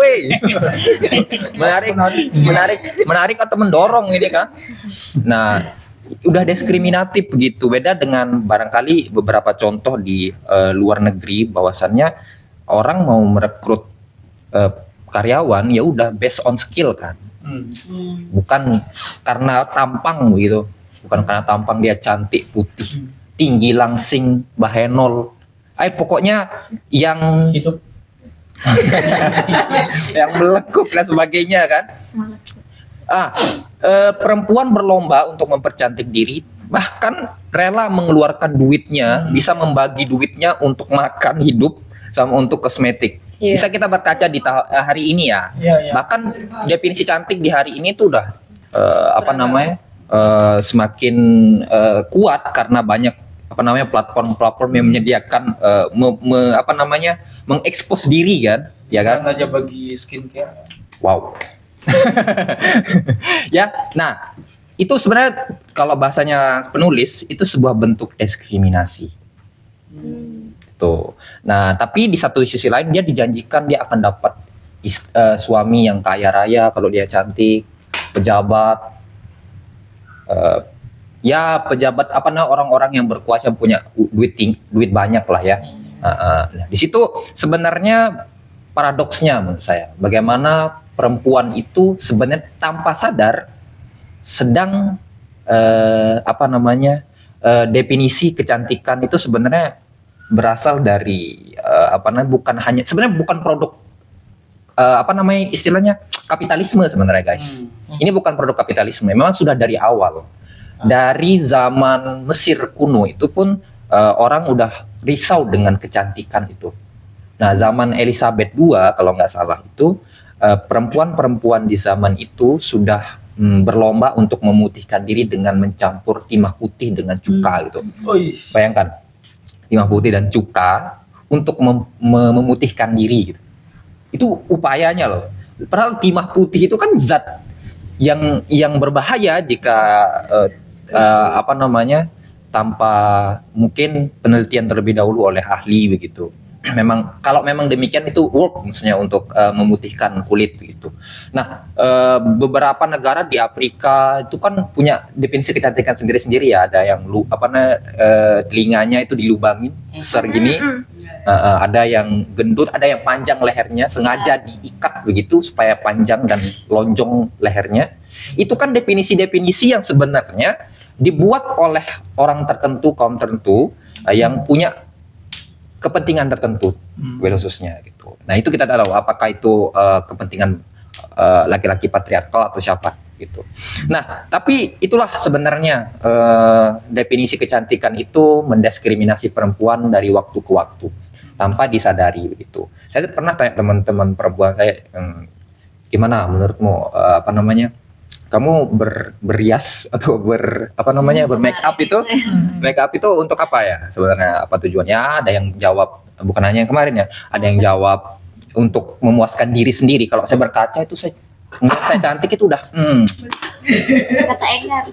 ya, ada yang lain yang bilang bahwasanya ya untuk pacar, untuk siapalah begitu, biar terlihat menarik begitu. Nah, ini untuk putih ya, bagaimana tadi sirkulasi transnasional itu soal kecantikan membentuk konstruksi ras bahkan etnis di Indonesia. Sebenarnya masih banyak hal-hal menarik di sini ya. Tapi karena ini skripsi, kebetulan skripsi, jadi loncat-loncat. Maksudnya buku ini saya baca, buku ini, jadi nggak sepenuhnya saya baca begitu. Hanya yang penting-penting saja gitu. Nah, yang ini lebih menarik lagi, In the Shadow of Change, citra perempuan dalam sastra Indonesia gitu. Jadi Tineke Helwig mencoba menerawang karya-karya sastra Indonesia wabil khusus yang terbit 37 sampai 86. 1937. Ya, 1937 sampai 86. Di antaranya 25 novel dan 3 cerita panjang. Nah, aku baru sampai ke Merantau Daily karya Hamka awal-awal tuh. Jadi sebenarnya ini dari narasinya sebenarnya udah kita tahu ya, ini buku yang walaupun dia agak ilmiah tapi sebenarnya oke lah, dari narasinya menurutku nyaman kita baca. Ya, termasuk ini juga menurutku bagus. Saya lupa sebut tadi ada satu istilah di sini. Bahwasannya sastra Indonesia itu dia cenderung ada Herianto namanya, kritikus sastra. Setelah Habib Yasin. Setelah Habib Yasin, dia salah satu yang peka terhadap bagaimana mengkritik sastra feminisme. Karena di saat itu tahun 74 kalau nggak salah itu kritik sastra feminis agak kurang hidup di Indo. Gitu. Nah, dia salah satu yang sebagai Siapa namanya? Herianto, yang frontal mengkritik soal sastra-sastra di Indonesia, wabil itu soal feminisme gitu. Dia sampai bilang bahwa sastra Indonesia itu sastra estetika penis, estetika penis. Jadi Penisnya saya tahu. maksudnya istilahnya estetika penis begitu, karena menjadikan perempuan sebagai objek dalam karya sastranya begitu. Misalnya kalau nggak salah Margate yang Carmilla. Iya. Carmilla itu ada novel yang menceritakan bagaimana seorang perempuan diperkosa dan sebagainya. Tapi narasinya justru menurut penulis malah mencoba untuk memihak kepada si pemerkosa gitu, membuat pembaca itu memihak. Maksudnya empatinya gitu malah justru ke pemerkosanya. Aku belum baca Margate Carmilla. Aku pengen baca karena dari buku ini, tapi sekilas itu yang digambarkan. Nah, buku ini bertitik tolak menggunakan teori feminisme, kritik sastra feminisme ya. Kritik sastra feminisme sebenarnya dia jarang membaca karya sastra sebagai sebuah teks, tapi dia bersifat politis bagi kritik sastra feminis. Jadi bagaimana karya sastra itu mempresentasikan perempuan, bagaimana menerjemahkan sosok perempuan dalam karya sastra. Nah, itu ya sebenarnya yang ingin dilihat sama kritik sastra feminis, bukan mencoba meneliti teksnya ya. Kalau kita biasa kan teksnya gimana nih gitu. Kalau kemarin dapat ilmu dari siapa ya? Bang Ridho, Bang Det sama Kak In. Ya, itu kan kita ada pembelajaran soal bagaimana membaca teks ya. Nah, kalau di sini tuh lebih kalau karya sastra feminis lebih bagaimana mengkritisi Ekstrinsik. ya citra perempuan dalam penggambaran sastra. Nah, ini menarik. Aku cuma satu aja novel yang akan aku bahas soal di sini. Yang novel pertama tahun 1939 karya Hamka berjudul Merantau ke Delhi. Nah, dia ini mencoba mengulik bagaimana merantau ke Delhi itu menggambarkan sosok perempuan. Nah, Merantau ke Delhi pada dasarnya kan menceritakan soal ada namanya Leman, tokoh utamanya laki-laki, seorang yang berasal dari Delhi. Nah, kalau kebiasaan katanya di Minangkabau itu sesuai adat tradisi itu laki-laki itu biasanya merantau gitu. Diminta merantau gitu. Nanti balik gitu terus menikah biasanya. Nah, dia menikah sama seorang yang bukan dari etnis Minangkabau, tapi dari Jawa, namanya Poinem. Nah, tapi dengan Poinem tidak mendapatkan anak. Kecewa keluarganya si Leman ini, dimintalah menikah dengan sesama etnisnya. Mariatun namanya. Kemudian tapi masalahnya itu laki-laki kalau udah menikah kan beban semua itu kan kepada laki-laki. Bukan hanya perempuan istrinya, tapi keluarga si perempuan juga harus kayak diberi gitu. Diberi nafkah oleh si suami bernama Leman. Nah, ini konfliknya nanti ada beberapa singgungan mengenai bagaimana agama adat itu memposisikan perempuan. Khususnya soal talak. Nah, ini kan soal soal madu-maduan nih begitu. Jadi ada yang harus ditalak begitu.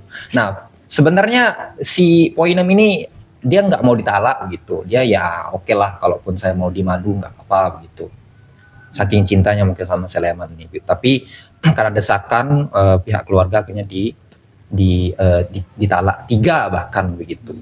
Nah itu kan menjelaskan bagaimana privilege laki-laki karena agama itu aturan agama bahwasanya kalau talak 3 ya perempuan nggak bisa ngapa-ngapain begitu. Ya udah balik kanan ke rumah gitu. Nah itu bagaimana kritik soal privilege dibahas di sana, soal privilege laki-laki dan perempuan malah nggak dapat apa-apa. Gitu.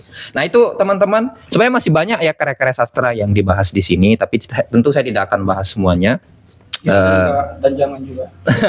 Tapi itu terjemahan atau bukan? Maksudnya Enggak. terjemahan Yang ini bukan terjemahan ya? Enggak.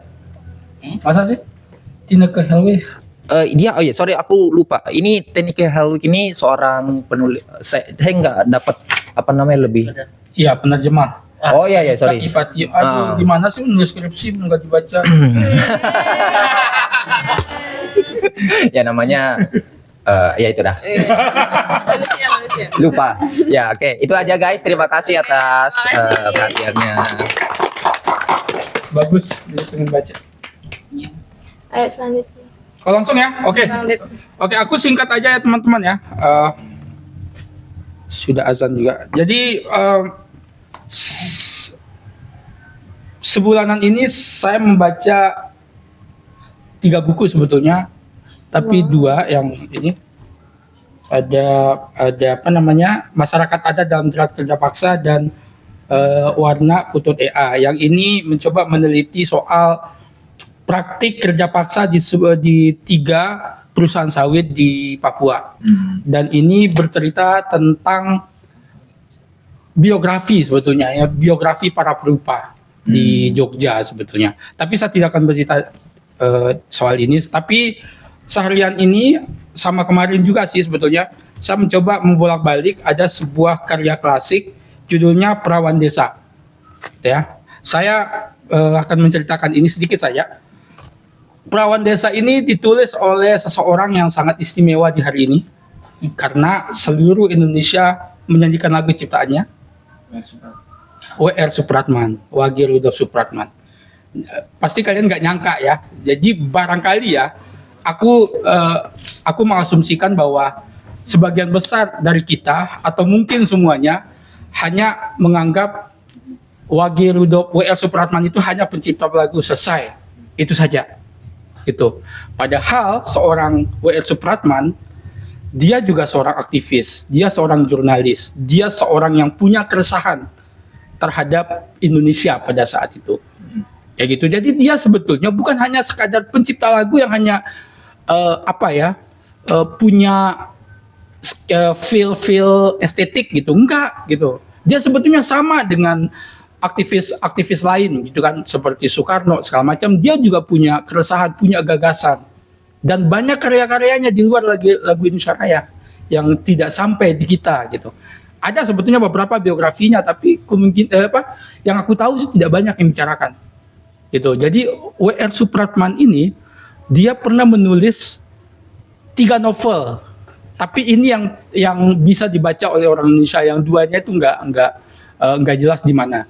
Dan Perawan Desa ini pun sebetulnya nahas karena waktu diterbitkan pada 1929, berarti setahun setelah dia memperkenalkan lagu Indonesia Raya di Sumpah Pemuda kedua ya, 1928, setahun kemudian dia menerbitkan buku ini, tapi belum sempat terbit. Gitu kan, sudah dibredel dan sudah dilarang terbit oleh pemerintah kolonial melalui Dinas Intelijen Belanda, Dinas Intelijen Politik Belanda, namanya PID ya, sangat terkenal, Politieke Inlichtingendienst itu langsung di ini. Tapi kenapa bisa terselamatkan? Gitu kan? Karena ternyata sebelum itu diterbitkan beberapa naskahnya dia kirim ke sahabat-sahabatnya di luar kota, makanya sempat. Sementara ada 2 novelnya yang lain, judulnya Kaum Fanatik dan Darah Muda, itu sampai sekarang nggak jelas di mana. Kayak gitu. Hanya tahu bahwa dia pernah menulis itu. Nah, oke, aku ceritakan sedikit. Perawan Desa ini sebenarnya sederhana banget, seperti cerita roman-roman picisan gitu. Hanya bercerita tentang seorang perempuan namanya Siti Atmina. Ini agak aneh namanya, bisa orang Siti Aminah ya. Ini Siti Atmina, pakai di Siti Atmina. Aku ceritakan 3 tokoh sentral saja ya, 3 tokoh sentral, karena ada beberapa tokoh lainnya, petani segala macam, tapi dia fokus ke 3 tokoh sentral ini. yaitu Siti Atmina satu, kemudian yang kedua adalah Sarlilah itu, dan yang ketiga adalah Subagio. Siti Atmina dan Sarlilah ini baru saja lulus sebagai siswa HBS. Tahu lah ya HBS ya, Hoger Burger School. Jadi dia kayak gabungan antara SMP dengan SMA. Atau MULO atau AMS. MULO Meer en Hybrid Onderwijs dan AMS Algemene Middelbare School. Jadi gabungan antara SMP sama SMA, itu namanya HBS. Gitu. Jadi mereka baru lulus dari situ dan akan pulang, kan di Batavia kan, akan pulang ke Bandung. Nah, di tengah perjalanan di kereta api ketemu sama Subagio. Gitu. Yang sebenarnya di akhir cerita, aku singkat saja, Subagio itu ternyata dia orang Belanda, namanya Van Stelen, yang membawa lari uang perusahaan. Kayak gitu. Jatuh cinta lah si siapa namanya, Subagio ini kepada si Siti Atmina. Siti Atmina ini dua-duanya sebetulnya, tapi fokus ke Siti Atmina, digambarkan sebagai karakter orang yang sudah ke Belanda-Belandaan. Jadi dia pakai nama noni-noni gitu, namanya Mince. Gitu kan. Jatuh cintalah dia gitu. Jadi kan dia sudah terpengaruh oleh karakter kota liberal kayak gitu kan. Pulang ke desa, kemudian diajaklah si Subagio itu. Nah, cerita singkatnya aku nggak usah ceritakan di tengah-tengahnya. Yang penting ada momen ketika mereka harus balik lagi.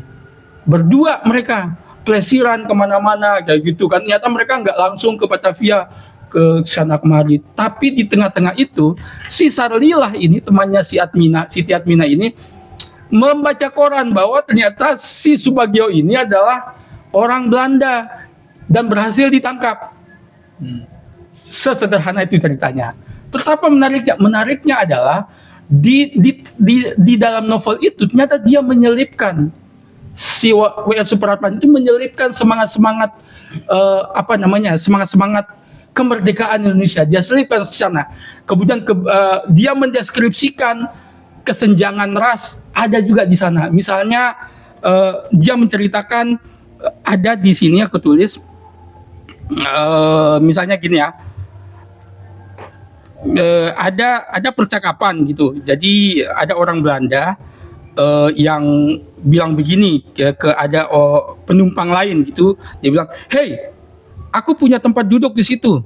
Kemudian dibalas lagi, "Tidak, aku duduk sudah sedari tadi." Jangan kurang ajar. Kowe orang Selam itu penduduk Betawi asli, mau lawan sama aku orang Belanda. Ayo pergi kowe. Jangan kurang ajar buat curi, aku punya duduk gitu. Jadi ada deskripsi itu. Kemudian satu lagi deskripsi soal ini yang dia bilang begini, "Kalau saya baca surat kabar, pergerakan bangsa kita sekarang mau maju juga buat dapatkan kemerdekaan. Tetapi kita mesti pikir bahwa kemerdekaan itu bukan perkara gampang." Jadi kita harus memahami konteksnya pada waktu itu. Teks-teks yang seperti ini sangat subversif, sangat bahaya. Sama dengan sekarang kita menyebut kata One Piece, bendera One Piece bagi sebuah penguasa itu kan, bayangkan seperti itu konteksnya di sini. Jadi situ. Makanya kenapa dia dilarang buku ini terbit gitu. Nah, jadi gitu ceritanya. Dan yang menarik adalah teman-teman, jadi W.R. Supratman ini, bentar, aku pernah resensi soalnya buku ini. Dia pernah dipenjara, gitu ya, pernah dipenjara gara-gara dia membuat lagu lain lagi, namanya Matahari Terbit. Di buku ini ada sih kata pengantar, tapi aku belum nemu gitu, belum dapat. Mungkin di Google ada ya, di GPT mungkin bisa jawab gitu ya. Kenapa sih matahari lagu? Kenapa dia di penjara gara-gara lagu Matahari Terbit itu? Aku nggak begitu paham. Yang jelas adalah setelah dia di penjara itu, tidak berapa lama kemudian dia meninggal. Dan tahu dia meninggal tahun berapa? Tanggal berapa? 17 Agustus juga. 1938. 17 Agustus. Jadi dengan bangga aku akan bilang bahwa tahun ini, hari ini 17 Agustus aku tidak merayakan kemerdekaan Indonesia, aku merayakan meninggalnya W.R. Supratman. Karena aku tidak rela merayakan kemerdekaan tapi pajak begitu besar. Iya. Terima kasih. Oke, Selanjutnya Itu yang disebut Kak Desi belum. Kamu dulu ya? Oh, moderator dulu. Oke. Aku singkat aja soalnya mau maghrib. Ya, sini aku mau baca yang ini nama Tuhan di sebuah kuis. Kemarin ada tugas resensi gitu ya ceritanya. Nah, sini aku Lomba resensi. iya. Nah, di mana di buku ini yang sangat saya bingungkan adalah kenapa judulnya itu nama Tuhan di sebuah kuis, tapi isinya itu sekumpulan dari isai. Nah, awalnya saya mau nyerah dengan buku ini, tapi kalau saya nyerah saya nggak akan ngerti kenapa penulis ini memberikan judul seperti ini, sedangkan isinya seperti ini, begitu. Nah, di sini ada 4 tema yang akan saya jabarkan. Pertama itu ada sandal buruk rupa, kemudian pemimpin kita tak lagi membaca, grosir kedermawanan, terus ada guru memukul, murid meludah. Nah, saya mau jelasin satu-satu karena judulnya ini tuh sangat berhubungan dengan subtema yang tadi saya sebutkan begitu. Nah, di mana sandal buruk rupa ini itu mengkisahkan di mana penulis ini yang kesal dengan hasil solan sepatu yang awalnya sandalnya itu udah rapi, tinggal dia mau perkuat gitu kan, tapi jadi buruk rupa. Jadinya jahitannya itu ditempel tebal-tebal sehingga yang awalnya sandal yang bagus jadi kayak sandal atau opa gitu. Trompa. Ya, trompa gitu. Nah, jadinya awalnya si penulis ini ingin untuk membahagiakan si tukang sol sepatu itu dengan cara kayak memanfaatkan jasa beliau gitu. Nah, sehingga di teks terakhirnya dia bilang kayak gini. Oh, saya ternyata adalah seorang penipu, dia bilang. Tujuan saya sebenarnya adalah membahagiakan diri sendiri dengan kedok orang lain gitu. Nah, jadinya saya tuh sedikit tertampar gitu dengan kalimat ini, di mana kita tuh juga sering niatnya kita mau senengin orang lain gitu kan. Kita misalnya membantu orang lain, tapi orang lain itu tidak berterima kasih kepada kita, kok kita jengkel gitu ya. Nah, jadinya relate banget sama kejadian di kita gitu, apalagi di saya gitu. Kemudian di subtema selanjutnya itu pemimpin kita tak lagi membaca. Ini dia mengkritik di mana bukan kebijakan sih, pemimpin yang sibuk, sok sibuk gitu bahasanya, tapi kurang baca gitu. Nah, ya, udah tahu sih. Nah, gitu ya. Nah, terus pemimpin kita ini dia bilang, saya sangat memikirkan kalian, dia bilang kayak gitu. Nah, terus iya, terus padahal udah banyak gitu kritikan dari masyarakat gitu kan, tapi dia itu sangat tidak menerima gitu, padahal tinggal dibaca, dia bilang di buku ini, padahal sudah banyak media massa yang mengkritik pemimpinan ini untuk membaca gitu, tapi dia tidak membaca gitu, tapi malah kayak membandingkan gitu sama pemerintahan Amerika gitu, dia bilang di sini. Terus dia bilang gini, Amerika negeri canggih, negeri yang mendidik rakyat, main digugat ke pengadilan. Terus ada di kalimat terakhir dia bilang gini, kepercayaan rakyat Amerika pada Mahkamah Agungnya yang demikian tinggi itu pasti karena mereka percaya bahwa anggota Mahkamah Agung atau anggota pemerintahan itu memang bukan jenis orang-orang dogol, dia bilang, yang berani mempermainkan amanat publik, dia bilang. Kayak gitu. Sudah berkantor di Papua. Nah, kemudian selanjutnya di subtema yang ketiga dia bilang grosir kedermawanan. Di sini dia mengkritik juga di mana kita kan identik dengan masyarakat Indonesia yang ramah, dia bilang kan. Terus suka membantu, dia bilang. Tapi di sini dia itu bilang bahwa niat baik kedermawanan itu nggak boleh disalahgunakan. Contohnya di sini dia bilang, dia langsung mengkritik, dia bilang korupsi di sini. Nah, dia bilang mau memperjuangkan rakyat, tapi ternyata uang itu untuk kepentingan pribadi gitu. Nah, terus dia gunain juga buat cari-cari muka ke masyarakat begitu. Di sini sih sangat bilang kayak gitu. So, kemudian selanjutnya itu di sini yang terakhir itu guru memukul murid meludah, di mana penulis itu melihat bahwa ada seorang murid yang telat gitu, terus ditegurlah si murid itu, tapi mungkin gurunya itu salah cara menegur, dia itu langsung menampar si murid begitu. Nah, terus si muridnya ini tuh tidak menerima gitu diperlakukan seperti itu, dan akhirnya dia meludahi si guru itu. Nah dia tuh nggak terima ya, cekcok lah begitu, dan relate banget dengan kejadian yang tahun-tahun sekarang. Banyak yang tidak saling menghargai begitu. Nah terus saya mikir judulnya ini gimana PGS ini menjelaskan bahwa oh ternyata kuis-kuis itu dianggap sebagai beragamnya kejadian yang terjadi di kisah ini gitu. Jadi dia mewakili nama Tuhan ini sebagai bahwa itu adalah takdir yang sudah ditentukan oleh Tuhan begitu. Terus dengan cara diadakanlah sebuah kejadian dalam bentuk kuis yang dituliskan di sini gitu. Kagumnya saya di PGS ini, penulisnya ini, dia itu bisa menjelaskan kejadian sehari-hari itu dengan penuh makna. Nah, kan kita cuma anggap contohnya di sini kayak rambut yang ada di makanan. Kita bilang kotor, tapi kita nggak tahu itu kotornya kenapa gitu kan. Tapi di sini PGS bisa menjelaskan kenapa sudut pandang itu bisa kotor dan sebagainya. Itu recommended lah kalau selanjutnya Kakak Desi. Ini udah. Sudah. Awal tadi. Oke, selamat sore teman-teman. Sore. Ini bukunya nggak saya bawa, lupa saya bawa di rumah soalnya. Apa judulnya? Judulnya 5 cm. Nggak apa-apa. Balik kan. Ada yang tahu ini kan diadaptasi dari film. Ya. Itu tentang perjalanan 5 orang sahabat, yaitu Jafran, Riani, Genta, Ian, sama Ariel. Nah mereka berlima ini satu circle banget nih.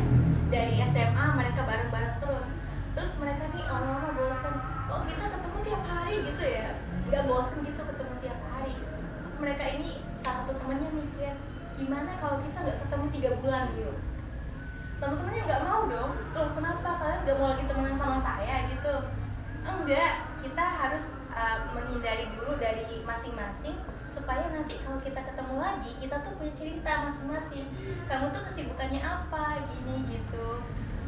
Terus mereka menjalani 3 bulan itu tanpa ketemu sama circle-nya itu. Mulailah merasa sepi, tapi mereka bisa menjalani itu. Ada yang satu yang lanjut skripsi, ada juga yang udah dapet hebenya nih, udah ada yang dapet pacar pas 3 bulan itu. Ada juga yang lagi berjuang cari jati dirinya, ada juga yang lagi cari promosi kesana sini. Pokoknya mereka tuh berjuang banget. Nah, itu mereka ketemu pada tanggal 14 Agustus, saya masih ingat banget itu janjian mereka ketemu karena mereka mau Agustusan di puncak Semeru. Mereka mau mendaki bareng. Terus disitulah ceritanya benar-benar dimulai. Pokoknya mereka ini kan udah sahabatan deket banget nih, ditambah lagi sama satu adiknya. Adik dari temannya itu, adiknya Ariel. Mereka ini pas ke puncak Semeru itu benar-benar diuji. Mereka capeknya gimana, terus mereka itu harus nahan ego mereka masing-masing gitu. Kan kadang kalau kita kecapean gitu ya, kadang emosi, cepet banget emosi, kesenggol dikit bacok gitu. Jadinya mereka walaupun udah temenan lama, terus mereka tuh mencoba banget buat sharing lagi. Wah, ternyata 3 bulan itu waktu yang sangat lama ya untuk teman-teman yang dekat ini nggak ketemu, kangen banget sama teman-teman gitu. Sembari mereka muncak itu, sembari mereka cerita tentang kehidupan mereka, bagaimana mereka menjalani hari-hari mereka yang tanpa circle-nya itu. Dan di sini ada beberapa pandangan filsafat juga dari temennya, salah satunya namanya Jafran tadi. Dia tuh orangnya nyentrik banget. Dia adalah salah satu vokalis suatu band. Terus dia tuh suka banget baca buku filsafat. Terus dia tuh beberapa kali bahas sama temennya, aku berpikir karena aku ada. Dia selalu bilang gitu ke teman-temannya. Dan satu ada quotes yang paling saya suka, ada saya fotoin kemarin. Ini tentang pasangan. Wanita itu diciptakan dari rusuk seorang pria. Bukan dari kepalanya untuk di atas kepalanya maupun di atas kakinya untuk diinjak, tetapi untuk di sampingnya untuk menjadi setara. Dekat dengan lengannya untuk dilindungi dan juga dekat dengan hatinya untuk dicintai. Itu adalah salah satu itu adalah salah satu quotes yang saya suka. Terus mereka ini ternyata di antara pertemuan Genta ini suka sama temennya si Riani dari SMA. Tapi ternyata si Riani ini menikahi temannya yang lain.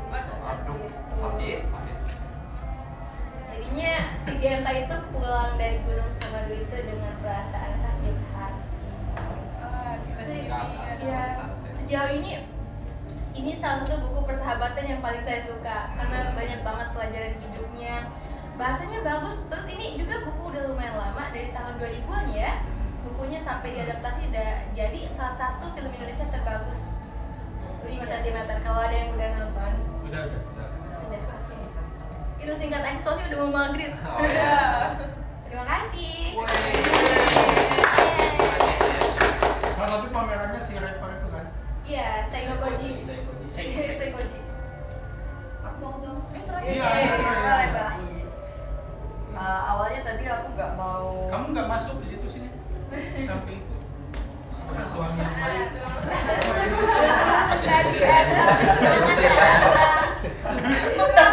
Iya sih, Bang. Semua direkam dengan baik. Jadi awalnya sebenarnya capek ya maksudku dengan kegiatan semacam ini, tapi aku suka gitu dengan semangat teman-teman. Ini membuatku ayo deh mau ngomong gitu. Nah, aku sedang membaca 2 buku ini yang sedang ya. Yang pertama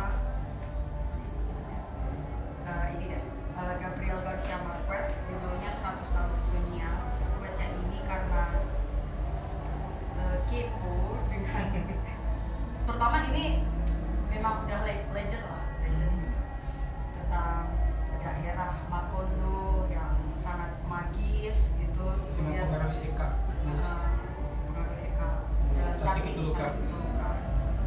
Nah, di sela baca ini aku juga baca puisi Kiki Sulistyo, judulnya Rawi Tanah Bekati.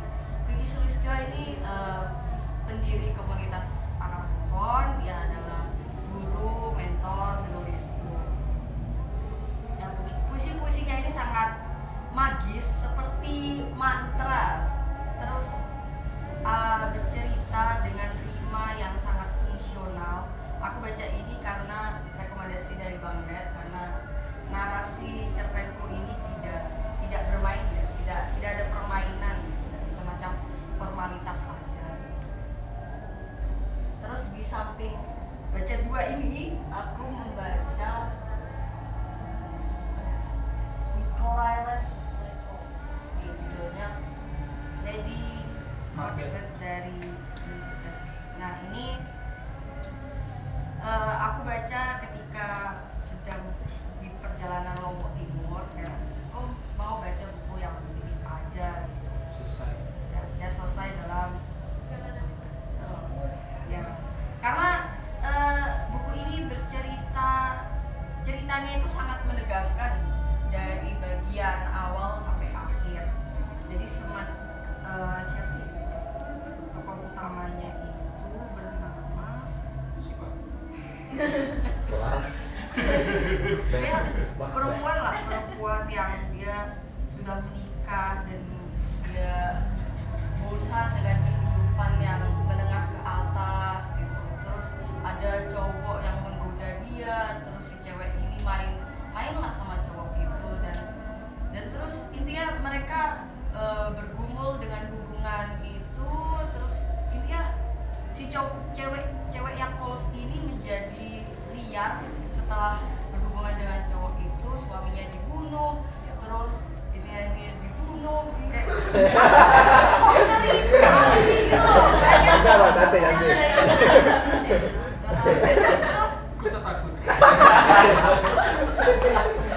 nah ya gitu kok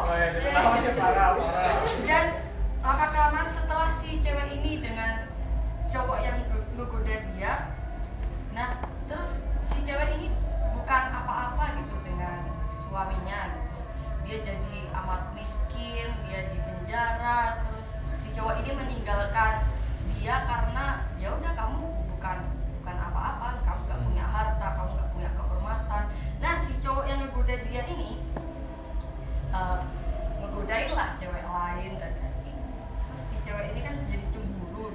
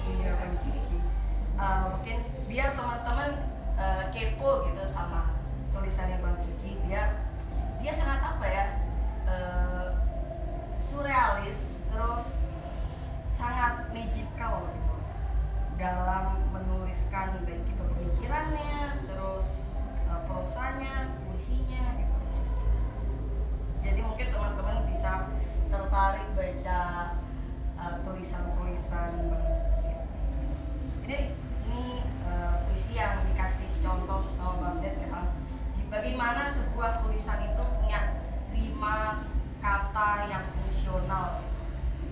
Ini judulnya Anjing dari Bakakti. Ada luka di lehernya, ada luka, dan parang penghulu berkilat di dahan jambunya, di dahan jambu.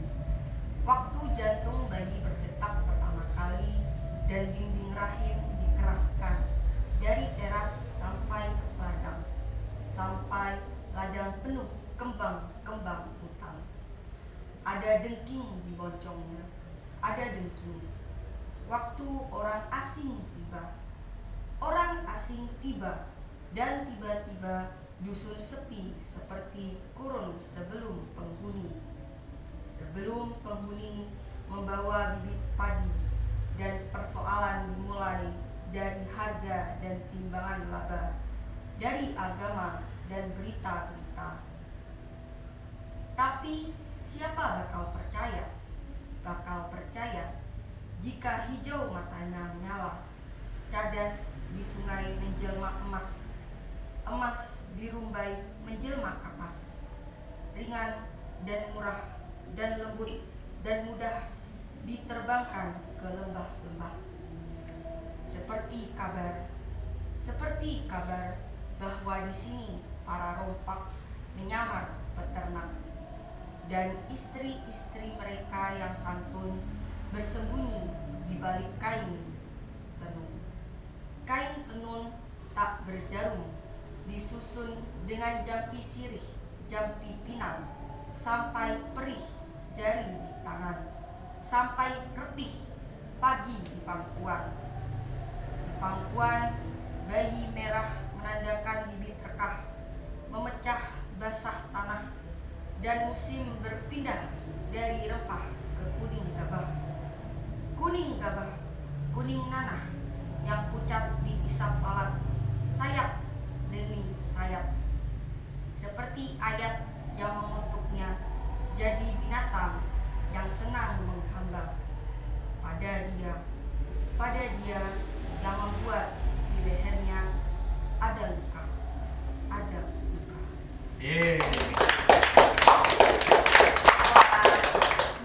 Jadi seperti mantra gitu, meskipun ya kalau mendengarnya aja mungkin nggak ngerti ya, cuma pelafalannya itu sangat enak dibaca, ada gema gitu, seperti baca Al-Quran.